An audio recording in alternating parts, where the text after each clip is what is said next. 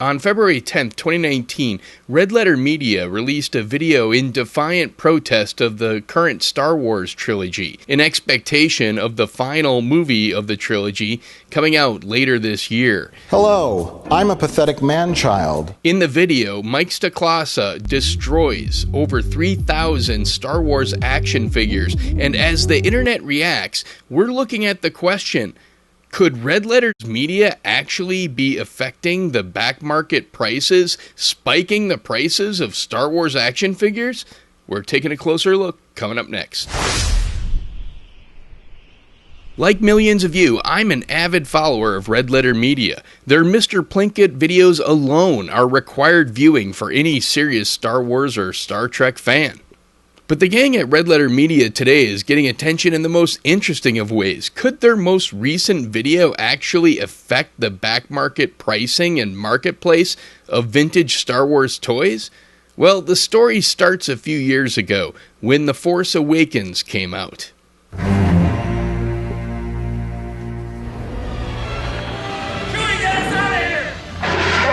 In 2015, I made a video called Welcome Back Star Wars. The video prominently featured vintage Star Wars figures being melted down in acetone, a corrosive substance used in nail polish remover. And after what many people see as the critical disappointment of Star Wars Episode 8, in anticipation of Star Wars Episode 9, Stoklasa decided to up the ante. Well, friends, this year marks the release of Episode 9 and the conclusion of the so-called Skywalker trilogy. So today I'll be destroying 2,387 vintage Star Wars figures in a 55-gallon tank filled with an illegal amount of acetone. As these figures dissolve, so will the joy that they brought countless children in the 1970s and 80s. But could destroying all those action figures in that video really have an impact on the marketplace? I mean, they did destroy 3,000 figures. However, a little bit of Googling finds that there were 300 million figures produced from the late 70s to 1985, and there were 100 distinct characters. So you can imagine that on average that would be 3 million action figures produced per character. Of course, every action figure line is going to have some rarities and underprints, etc. And, I'm not really counting those into the calculations here. I'm just looking at the average figures. And if you assume that obviously all 300 million of those action figures are not around today, let's just say that, there's only 50 million left. That would be over 80%, like 83% of the total figures and toys, destroyed, lost, thrown in the garbage, whatever. That would still leave 50 million. If there's 100 distinct characters, then that would be, again, on average, 500,000 units still out there in circulation per character, at least of these common figures that we're talking about. So again, they destroyed 3,000 figures, and if, again, we look at the fact that there's 100 distinct characters, again, it's going to average out to be that for any individual of these common characters we're looking at, there were probably about 30 that they destroyed. And if we look at that, 30 divided by 500,000 of that specific character that's in circulation worldwide still, we come to 6/100,000ths of a percent. 6/100,000ths of a percent. So the amount that they're directly having an impact on the marketplace is so infinitesimal, I don't see how that could specifically have an impact on the marketplace or spike sales. So I think we can say, case closed, there's no way that Red Letter Media is having an impact on the Star Wars vintage figure collector market.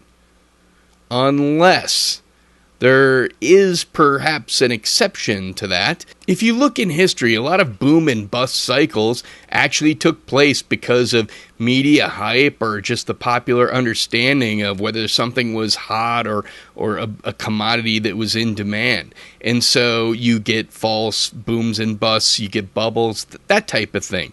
And so really, the marketplace doesn't evaluate the worth of something. It evaluates the amount that someone is willing to pay for that something. And so if these stories keep coming about that action figures from the original Star Wars toy line are being destroyed, that could certainly create the perception among buyers that there is a shortage or impending shortage. It could lead dealers to raise prices, and it could lead buyers to accept those prices. So that's one way that, yes, indeed, I guess Red Letter Media's video could have an impact.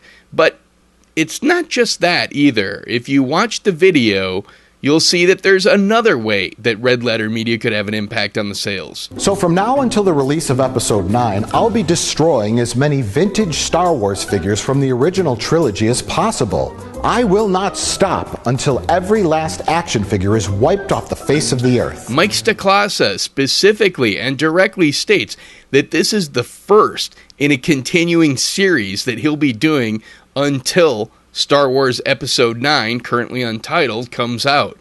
So, yes, in this first video, he only destroyed 3,000 or approximately 3,200 action figures. But what about the next time? Would that be an additional 3,200? What if he does 10,000 figures the next time? What if he does 50,000 figures a time after that? What if by the end of the year he has destroyed 100,000 Star Wars action figures?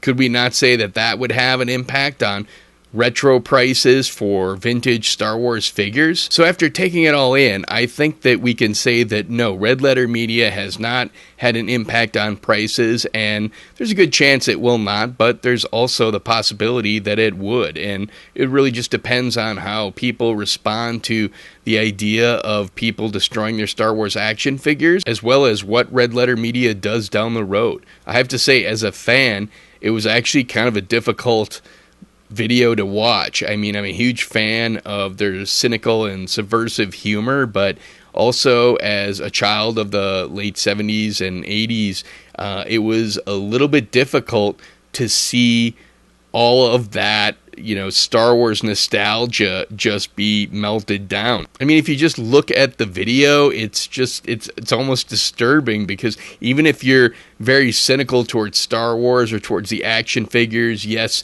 some of the sculpts were not that good, some of the characters weren't that interesting. If you actually look at the video of what they're destroying, some of it is so awesome. There are so many stormtroopers in there. There are there's a Bosk. I mean, there's a Greedo. There's like a corner of like 10 Dengars over there. AT-AT commanders, ATST drivers. I mean, just some of those sculpts are among the best sculpts, and even considering the rudimentary level of action figure technology back in the late 70s, some of those sculpts are still amazing to this day. IG-88, even though it's not as fun of an action figure to play with, I always just loved that sculpt and how just amazing some of those robotic details were. So while it was a little bit of a difficult video to watch as a fan, still very funny. Red Letter Media always kills it. And at this point, I don't think we can say that they're affecting market prices, but I would not rule it out, so it's something to keep an eye on. Thanks so much for watching. Please like and subscribe. We'll see you next time on Hero Journalism.